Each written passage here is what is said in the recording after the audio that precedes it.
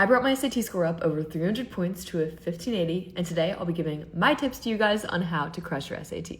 I'm no expert or teacher and I didn't get a perfect score, but this was highly requested and I really wanted to share with you guys. Because even though I go to a really awesome school and I have a lot of amazing support around me, I mostly self-studied for this. And I hold the very strong belief that anyone, despite your background or how smart you think you are at certain subjects, can succeed on this test. All right, first up, we have the English section. You read and write a lot. So I'm forced to, on a daily basis, confront new vocab words, different grammar rules. And because that's such a habit for me, whenever I'm taking the test, it honestly just feels like an extension of what I'm usually doing. If I remember correctly, there are only about 11 different types of questions that you can get on the English section. They fall under a few different categories, and you can practice these individual categories in College Board in like the practice SAT suite, whatever it's called. So if there are specific types of questions that you struggle with, maybe it's those graphing science question, maybe it's those transition words, that was actually one of my biggest pain points, then you can just specifically work on those. The main trick of the SAT is that the more familiar you are with it, the easier it will be. My score went up a lot just by taking my second test because I understood what types of questions they were asking and what sorts of answers they were looking for. Something that I learned was that the questions are often designed a little bit to trick you, but there will always be something wrong about the wrong questions. The wrong answers. So you should take as many practice exams as possible. And I'm not just talking like the real PSATs. I'm talking on Blue Book, they have 9 or 10 full-length practice tests, and you should take all of them. Don't just take them, go over the answers. Go over the answers you got wrong, obviously, but also go over the answers you got right and ask yourself if you could do them faster. Because for me, one of the hardest parts about the SAT was the fact that you do not have a lot of time, especially in those second modules in reading and math.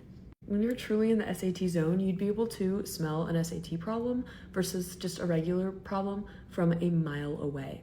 The format's familiar, problem types are repeated because there's only so much content that they can test. Sometimes you'll even get repeated questions, test to test.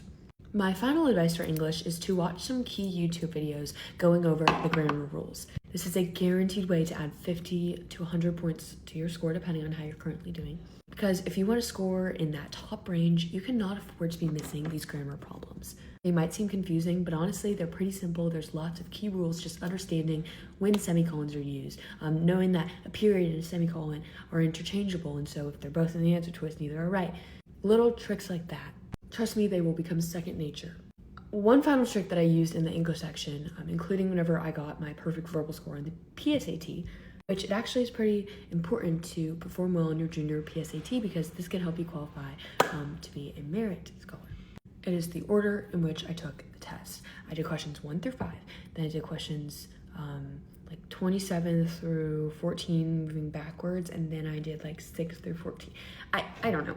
But my friends all started experimenting with what order they were doing their questions in. A lot of them like to do it backwards. I just like to look at the vocab ones first just so that I could kind of ruminate on them for the rest of the test if I didn't immediately have the answer. So yeah, play around with it, but don't wait until you're in the real SAT room to do it.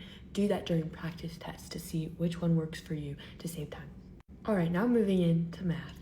One of the keys to getting a high score in the math section and the English section as well is to score really well in Module 1. You honestly can't afford to miss. If you're trying to get like a really high score in the 750s and above, it's really hard to miss questions in Module 1 because if you miss too many questions in Module 1, you'll get the less difficult version of Module 2, and this will lower the maximum score that you can receive overall.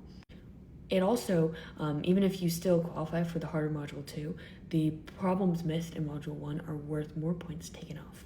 So even if that Module 1 feels easy to you, you finish with 10 minutes to spare, do not just sit there and chill. Go over those questions. Ensure that you made no silly mistakes because honestly, silly mistakes, they're a lot more common than we think that they are, and they might be something that's pulling down our scores without us even recognizing it. You do not want something avoidable sitting between you and your dream score. It'd be much better if it were, a type of problem that you've never encountered before or a really complicated word problem. Then you go home and study that and come back more prepared.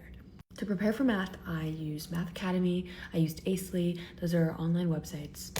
And I also used the heck out of YouTube. I would sit there and I would watch people solve entire SAT tests, like the math section. because I wanted to see what their mindset was, what their strategy was to approach different questions. I watched all the videos on how to master Desmos. Gosh knows, I am the queen of Desmos, okay? But I also realized when it's faster to solve things by hand on paper. The more content you watch genuinely, the more you will learn and the more successful you will be. But I do want to say that at the end of the day, the SAT is just a standardized test. It is not a metric of how intelligent you are. It's honestly more of a metric of how can you play a game, you know? There are other options out there if this doesn't feel like the test for you. There's the ACT. And more importantly, the score is not gonna make it or break it whether you'll get into the college of your dreams. People with lower scores get into Ivy League and amazing schools all the time. And people with perfect scores get rejected all the time. So don't stress about it. Don't lose sleep over it, okay? Love you guys.